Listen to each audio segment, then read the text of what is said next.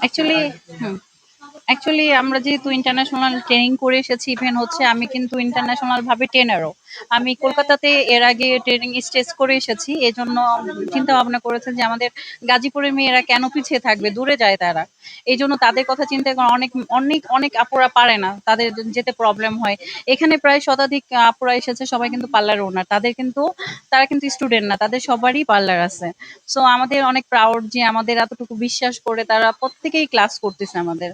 তাহলে দেখা যাচ্ছে যে তাদের বিজনেসের জন্য আমাদের নিউ নিউ টেকনিক যেগুলো আমরা দেশে বাইরে থেকে শিখে এসেছি, সেগুলো আমরা দেওয়ার চেষ্টা করতেছি যাতে তাদের বিজনেসে তারা গ্লো আপ করতে পারে। মধ্যে আমরা যারা মেকআপে আছি, তো আমি আর মিতু হচ্ছে ইন্টারন্যাশনাল মেকআপ আর্টিস্ট।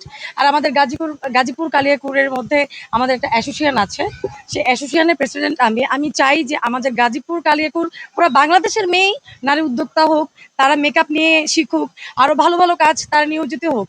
তো আমাদের গাজীপুর কালিয়াকুরে এত বড় একটা আয়োজন আমরা করেছি, যারা জিরো থেকে জেড পর্যন্ত জানে না, নতুন যারা আসছে তাদের বার্তা আমরা এটাই নিয়ে এসেছি যে নারীরা পিছিয়ে থাকবে না।